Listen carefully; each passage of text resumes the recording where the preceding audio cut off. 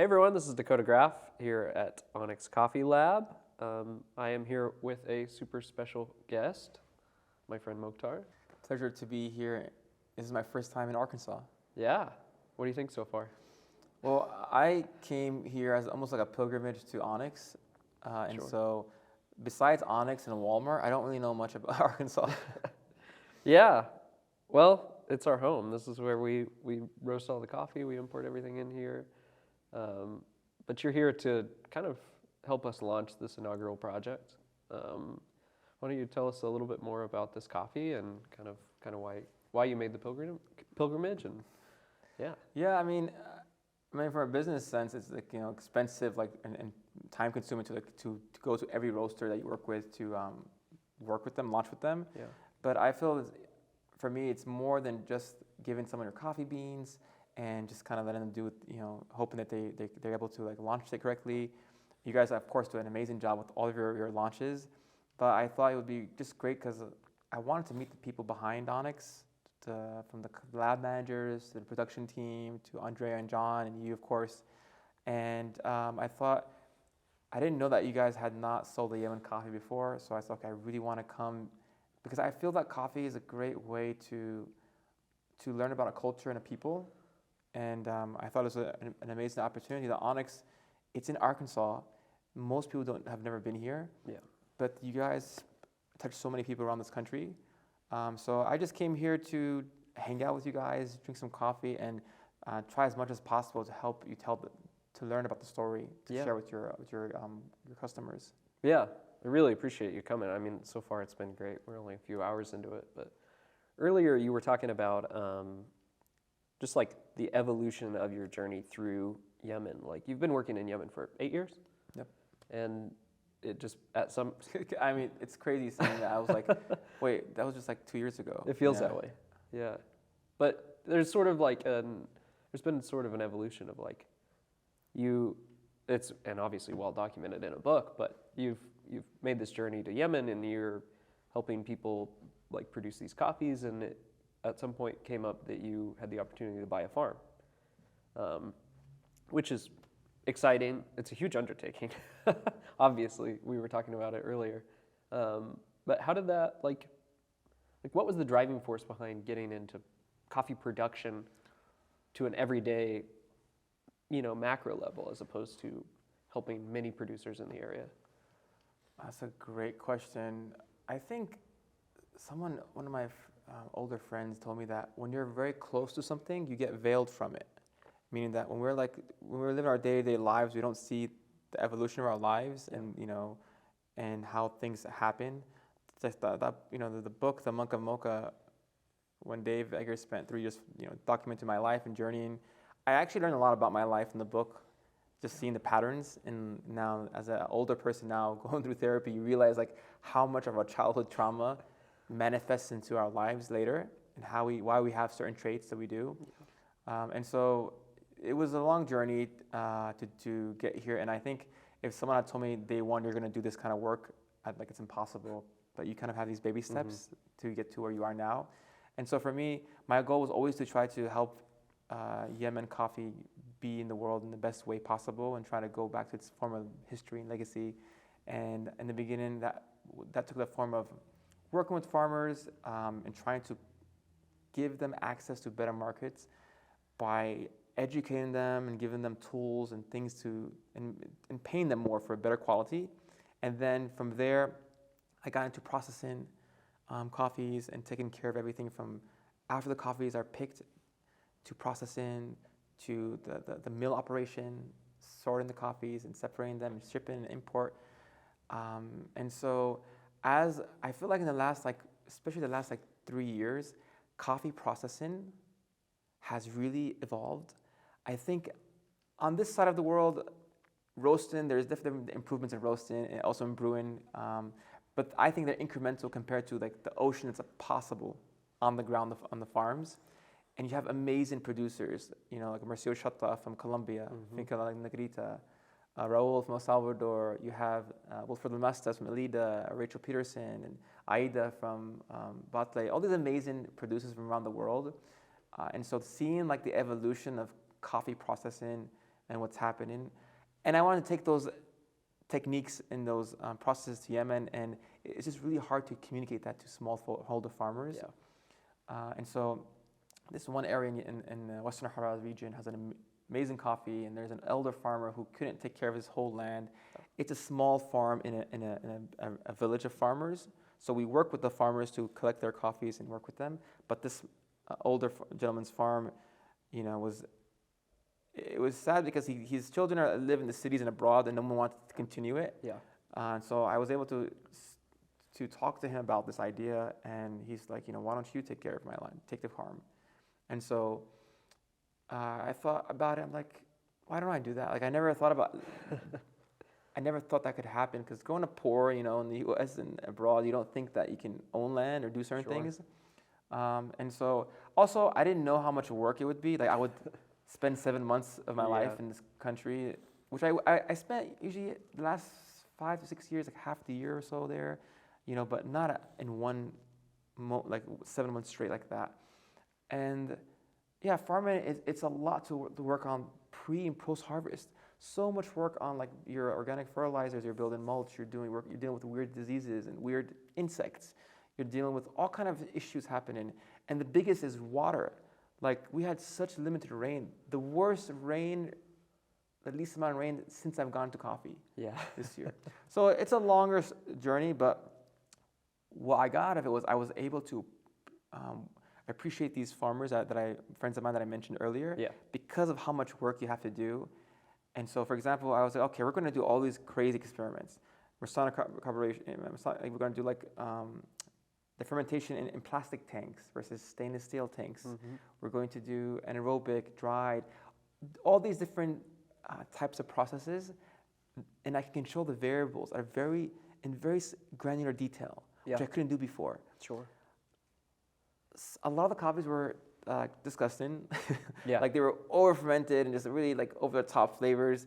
But then we have a coffee like this lot here, which was for me our favorite coffee. We were supposed to sell it, divide up around the world, and then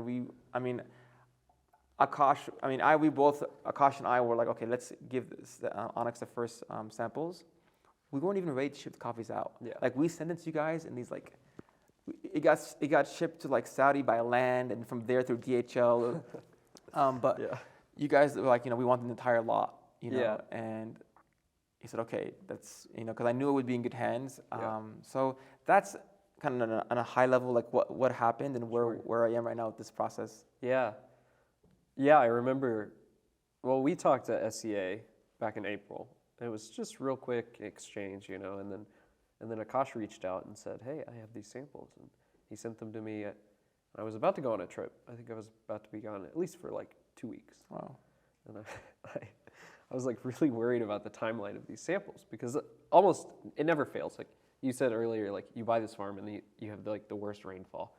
It is always like, I get the most important samples the day before I leave. Like it's just like perfect timing. And so I'm like, all right, I'm going to roast these right now.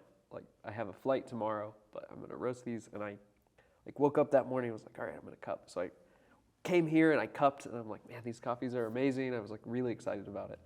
And so I just like really pushed forward to taste these coffees. And that was sort of the conversation with Akaash. And I was just like, this coffee, like this 6-day anaerobic is the one I want. Like it perfectly encapsulates everything I like about coffee. Like turns out it's fermented with the ASD process, which is like, I love Wilford's coffees. We're like super big fans of that, and that flavor profile is just exactly what I'm always looking for. And the fact that it's a Yemeni coffee and there is like this depth and dimension to it that has this like perfect representation of like this new like fermentation style. But you talk about history and legacy. There's a lot of like cultural things in Yemen that I feel like is represented in the cup for me, which is just like super beautiful. It makes me really excited. I just drank a whole cup of it, and I just like really enjoyed it. As my last sips, just sitting here listening to the story, it was really, really cool. So, it's awesome to like partner with you. Obviously, this coffee is pretty small lot. We're gonna do a pre-order and try to get it out to as many people as possible. I think we discussed doing like a 4-ounce thing. But during the discussion, we kind of floated the idea of doing like this profit share model, which is something we've done with some collaborations in the past, but this is kind of the first time we're doing it on like a production side. And it was something that you were a huge proponent of. So it's kind of exciting. I think it's an interesting idea. What intrigued you about that idea in specifics? I mean, I'm always into how can we push the envelope further and we can create a more equitable world. Yeah. In the world of coffee in Yemen, it's pretty amazing seeing a new generation of coffee producers and exporters. Friends of mine like Rashid Shaja from Duat Coffee, or Muhammad Al-Qasimi, or just so many different companies that are doing wonderful things. And I had always thought about profit sharing, like in my back of my mind, but at some point someone should do something around it. It's very hard because you have to like have a lot of trust in like, you know, with both sides. Yeah.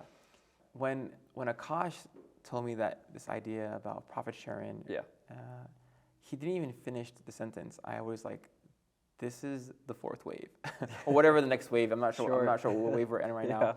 This is amazing. And so I was like, I don't know how it's going to work, but I trust Onyx, and I think this is a great idea, and it's something different. So basically, for us, it's trust because a lot of producers, they need money to cover costs early on. And so I was like, you know, I don't know how it's going to work. It might not work, but I'm willing to take this risk. And I think, we have, unfortunately, in the world today, the legacy of colonialism is still alive and still strong. Especially in coffee. We look at coffee and we realize that, you know, I was reading a book called Coffee, a Global History. You guys should check this book out. Yeah. And it talks about the different waves of coffee. Do you know how much a pound of green beans was in 1730 in the Amsterdam Coffee Exchange? I don't, but... What is a pound right now? Is it $4 something a pound for commodity coffee? Commodity lately has gone down, so it's back to like maybe 170 probably today for futures. Yeah. Oh, a kilo probably. So yeah, so a pound, 170 now. Yeah. So a pound of unroasted coffee in 1730 was over $13 a pound. Oh wow. And it's like, it's shocking when we think about that. And if you look at coffee culture and at that time period in Europe, in the late 1700s, you know, early 1800s, coffee houses in London, in Vienna, in Paris, they were very opulent, very beautiful. And people came to these spaces and would pay, if you extrapolate per pound, over $15 a cup. Yeah. Even $20 a cup. So coffee was viewed as like an important beverage, where at that time wine was actually very cheap. Yeah. And literally people came in cafes and coffee houses and changed the world. Yeah. Revolutions happened, ideas flourished. And that coffee, that first wave actually all came from Yemen. Through the Port of Mokha, to three-state port, which at that time was the Austrian-Hungarian Empire. And so I was like, wow, how did they move from that? Then it gets into Indonesia, where coffee is kind of semi-servitude. It's $9 a pound, where the local chiefs had a deal with the Dutch, where the people had to work on the land. They were free, but they had to work a few days a week on the chief's land. And then when coffee makes its way to the Western Hemisphere, in Puerto Rico, Suriname, these countries, it was just slavery. Yeah. And that was $5 a pound. And when mechanized machines happened in Colombia and Brazil in the 1900s, it went to like $1 a pound, which is where we are, unfortunately, where we are right now. Yeah. And it's crazy to think that since the 1900s until now, coffee prices are the same.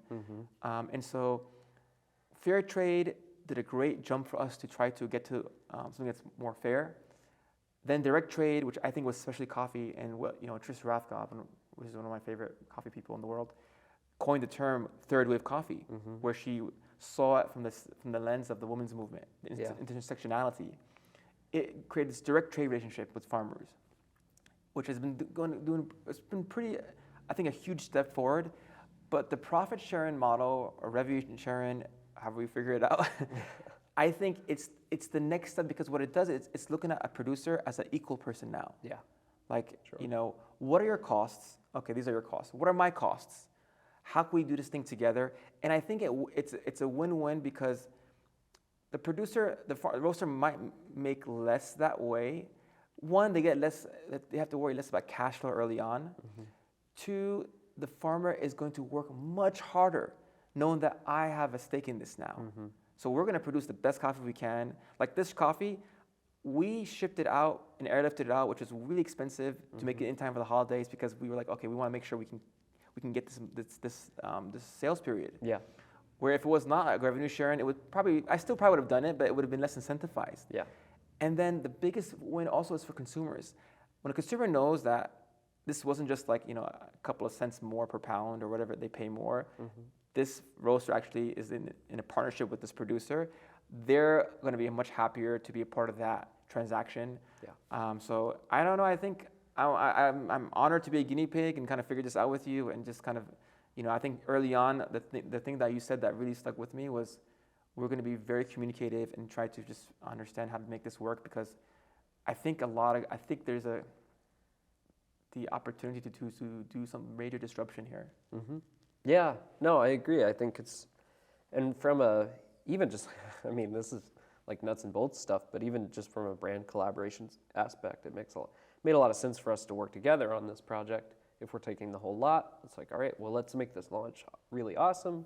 Let's make sure this coffee is roasted perfectly. And, you know, we just shot a brew guide and did all that, which is really exciting. It'll be really fun to see all this kind of come together. I'm like most excited just to get this coffee in people's hands and start getting like feedback and start seeing more about that. But earlier you talked about like there's these major themes in this conversation where you talk about like history and legacy in Yemen, which is something that obviously has impacted you and your journey through coffee. Like this like really inspired you to go back to Yemen and do all these cool things. But I'm curious, like now you have like a major stake in Yemen coffee. Like you're farming coffee now. Where do you want Yemen coffee to go? Like where do you see this history and legacy that's influencing you? Now you're going to be part of that story and even more so in this coffee project. So where do you see that going? I want to make my grandmother proud of me. my parents who are farmers. Like my dad was a camel herder, and we had land that grows corn and pomegranates and wheat and coffee. My mother grew up with coffee trees. My grandfather, there's a lot of poems, music around coffee. So it's a big part of who I am, and I feel like I'm going back to continuing my legacy. I was very thankful, you know, my grandfather, may he rest in peace. He died a couple of years ago, and you know, I was very happy to be able to learn from him how to farm, understand the land, and how we look at it from almost a spiritual perspective. You know, I think at the end of the day, we don't realize, but we all rely on the farm. I wrote this piece recently about this, that a farmer, when the rain doesn't come, they know that after that, tragedy is going to befall them. And we sometimes feel the pressure when there's huge droughts, but we're so connected to the land, unfortunately. And so for me, I'm farming. It's a very small farm compared to like the other farms in Yemen and other things. And Yemen farms are very small compared to like Ethiopian farms or Brazilian farms. But it's a small thing that small production that I have a role in, more hands-on. Most of our coffees are still working with partner farmers around the areas who own their lands, and we just continue our journey of trying to. The thing is, a lot of times when you have smallholder farmers that have 50 trees, they can't sell directly to a roaster. You need to have someone aggregate from one village and be able to take those coffees and take them to the next level in processing and things the farmers can't do. And then do all the work of milling and processing, exporting, marketing, and sales. So I'm starting to see this trend with other processors who do something similar in Colombia or in Panama and so forth. And so I mentioned these in Yemen. There's a lot of these newer exporter / processors. Companies like Durad, companies like Mocha Top in Yemen. My friend Ghalib Al-Hammasi, Jal Ahmad, Mocha Hunters. There's several companies now of young people. They're all my age. And we're I feel like the next generation. Yeah. I'm one of many of these wonderful people who are telling the story of Yemen coffee. And it's amazing seeing anaerobic processes in Yemen, slow dry naturals, but also the traditional rooftop. And so for me, To answer your question, I feel like I'm coming home, continuing my journey to my family's legacy as farmers. And it's interesting. Sometimes it's usually one generation that gets removed, and that's it. Like many times, people immigrate to new countries, and their children might not learn how to speak the language. Yeah. And then their grandchildren don't speak it at all. Yeah. So I did something weird in a sense I went back to Yemen, which my family, early on, they were horrified. Yeah.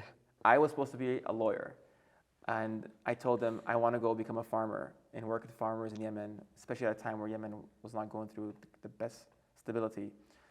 So I feel like I'm leaning into my ancestral power, into my heritage, and I'm continuing this legacy that my grandfather taught me. And I'm really happy to be a part of these new entrepreneurs in Yemen who are trying to get to this new market.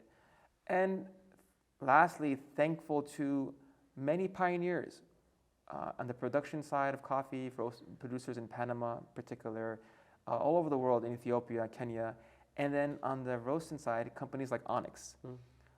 You guys, small town in Arkansas, of all places, how many people around the world you touch based on the coffees you sell to, I have friends all over the country that buy your coffees. And so I feel that I really appreciate the post that you guys posted on Instagram. You took that quote about the journey of coffee, how it can go through messy politics and different like terrains and mountains and valleys and all these people who touch it, to even someone like Gabe, your production manager. It's just, it was really important for me just to see like, okay, I make an effort to do this with every company we work with. Who exactly touched this coffee? Yeah, sure. But yeah, I really appreciate that question. It's something that I'm still trying to process, but overall I feel pretty happy to be in the space. Yeah. Yeah, well, I'm really excited that you partnered with us and allowed us to roast the coffee and, help push it forward. I think it's real exciting. This is like, we've been having this discussion, but this is like the first of many coffees that we'll be featuring and hopefully fostering and sending out. So yeah, thanks. And that's great. Like even just, like I think everyone is an artist around the world of coffee. After the farmer, there's nothing we can do to make the coffee better. Sure. We're just trying not to mess it up. Yeah. But the processor, the exporter, the hand sorters who look at these different defects, the roaster who manipulates the coffee using different types of heat, the barista who's literally even I learned today, I usually, pour on the outside, go in. Yeah. The difference of pouring inside out and how it brings out more acidity. So, and then your packaging. So Onyx to me represents a beautiful canvas of artists, and at the end of the journey, through even the account, the website, through the way someone receives a box, like your packaging, the way people touch the embossment, engravements on it, and the way you guys tell the story online, it's not just selling transactional. There's something really important about learning about a country like that, where other roasters sometimes have a hard time trying to tell that story in that little real estate on the bag. So I'm really honored, excited, and I can't wait for people to try these coffees that are tasting. I try to drink a little bit and bring it over here, but I drank it all before. Yeah, I thought I was going to savor mine a little longer as well. Well, great. Well, thanks for sitting down with me and talking, and we'll have some more of our day. I'm going to show you around a couple shops. I'm super excited. This is a great day. Yeah, and thanks for everyone watching. We'll see you next time.